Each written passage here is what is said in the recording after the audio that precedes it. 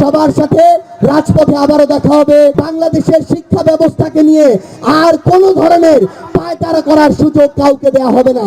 আজকে বিএনপি সরকারের পক্ষ থেকে একটি সিদ্ধান্ত নেওয়া হয়েছে। সিদ্ধান্তটি নেওয়া হয়েছে যে ম্যানেজিং কমিটির কিংবা গভর্নিং বডি যত ধরনের বেসরকারি স্কুল শিক্ষা প্রতিষ্ঠান আছে সেগুলোর গভর্নিং বডির সভাপতি হতে কোনো ধরনের শিক্ষাগত যোগ্যতা লাগবে না। অন্তর্বর্তীকালীন সরকারের সময়ে সিদ্ধান্ত নেওয়া হয়েছিল যে কোনো একটি শিক্ষা প্রতিষ্ঠান ওই বেসরকারি প্রতিষ্ঠানের ম্যানেজিং কমিটির সভাপতি হতে অন্তত স্নাতক অর্থাৎ অনার্স পাস কাউকে আসতে হবে।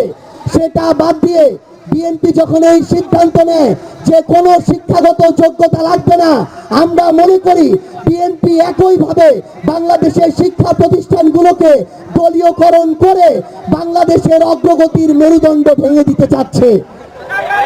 আওয়ামী লীগ যে প্রক্রিয়ায় বাংলাদেশের শিক্ষার মান এবং কোয়ালিটিকে ধ্বংস করে দিয়ে বাংলাদেশে স্বৈরাচার কায়েম করেছিল, বিএনপি যদি একই প্রক্রিয়ায় মুখে সবার আগে বাংলাদেশ আর কাজের সময় কোনো মানের দরকার নাই, যোগ্যতার দরকার নাই, এই প্রক্রিয়ায় যেতে চায়, তাহলে বাংলাদেশের জনগণ আগামীতে তাদেরকে প্রত্যাখ্যান করবে।